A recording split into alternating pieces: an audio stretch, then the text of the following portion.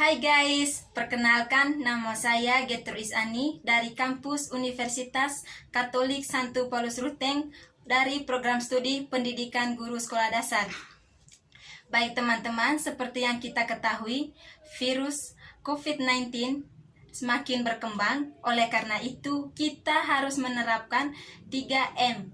Yang pertama itu memakai masker, yang kedua mencuci tangan, dan yang ketiga itu menjaga jarak. Baik teman-teman, di sini saya akan menjelaskan tema 4 tentang berbagai pekerjaan dan subtemanya jenis-jenis pekerjaan. Maka saya akan mengambil satu contoh dalam kehidupan sehari-hari, yaitu arsitek. Kita mengetahui lebih dulu apa pengertian dari arsitek. Arsitek adalah salah satu profesi yang menggabungkan unsur seni dan teknik. Arsitek berhubungan dengan seni karena harus membuat bangunan atau struktur yang estetik. Namun lebih dari itu, arsitek juga berhubungan dengan teknik karena harus memperhatikan unsur fungsional, keamanan, keselamatan, dan kesejahteraan publik. Tugas utama dari seorang arsitek adalah merancang dan mendesain sebuah bangunan. Bangunan yang dimaksud di sini yaitu berupa rumah, gedung sekolah, dan bisa juga taman kota. Tanggung jawab dari arsitek ada 6. Yang pertama itu membuat konsep rancangan. Maksud dari membuat konsep rancangan ini yaitu arsitek harus memastikan semua data dan informasi dari pengguna jasa berupa kebutuhan dan persyaratan pembangunan. Kemudian arsitek juga membuat analisis dan pengolahan data untuk membuat program dan konsep rancangan. Yang kedua itu pra-rancangan. Dalam tahap ini arsitek akan merangkum perkiraan luas bangunan, bahan yang dibutuhkan, sistem konstruksi, dan biaya pembangunan. Yang ketiga itu mengembangkan rancangan.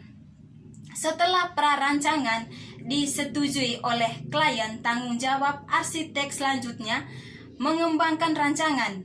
Pada tahap ini juga, arsitek juga akan membuat pra-rancangan yang lebih detail mengenai sistem konstruksi, struktur bangunan, bahan bangunan, dan perkiraan biaya konstruksi.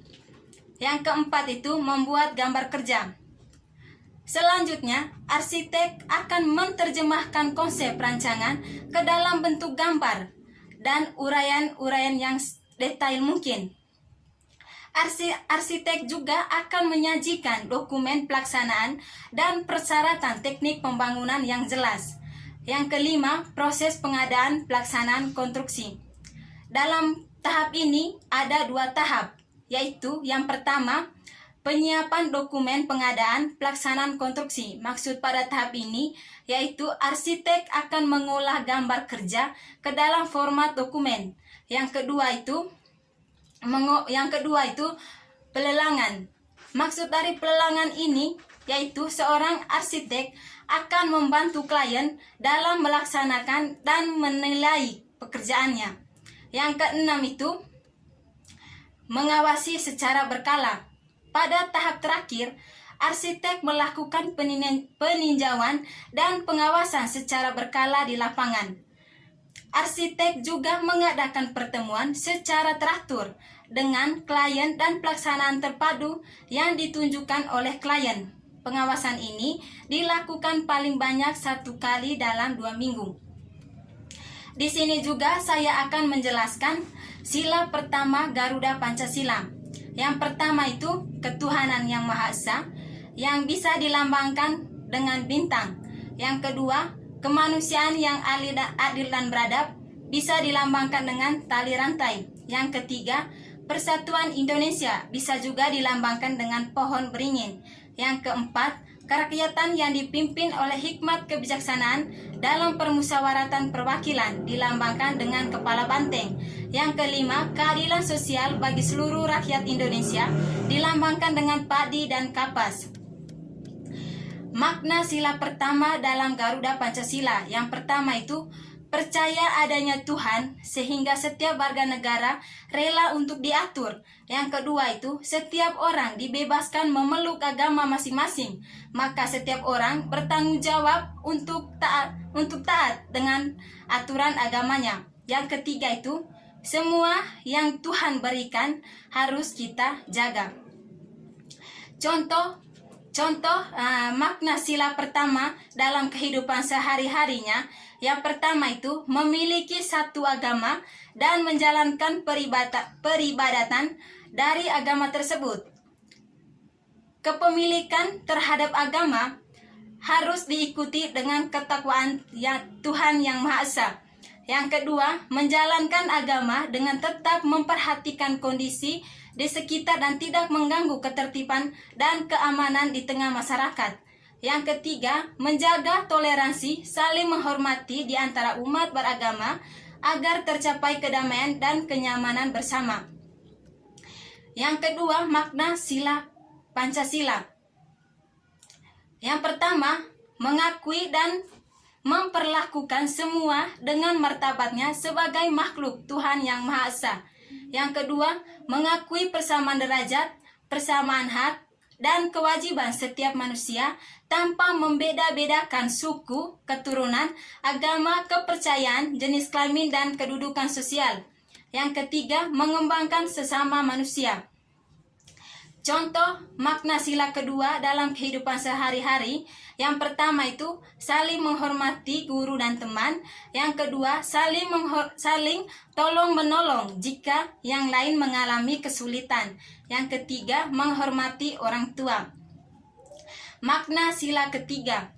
Yang pertama itu mengembangkan rasa kebanggaan kebangsaan bertanah air Indonesia. Yang kedua, menjaga ketertiban dunia yang mendasarkan kemerdekaan, perdamaian abadi, dan keadilan sosial. Yang ketiga, mengembangkan persatuan Indonesia atas dasar Bhinneka Tunggal Ika. Contoh makna sila ketiga dalam kehidupan sehari-hari. Yang pertama itu membeli produk dalam negeri atau buatan masyarakat Indonesia itu sendiri. Yang kedua, menggunakan bahasa persatuan, yaitu bahasa Indonesia dalam kehidupan sehari-hari. Yang ketiga, berinteraksi dengan semua teman tanpa memandang suku asal mereka. Sekarang makna sila keempat.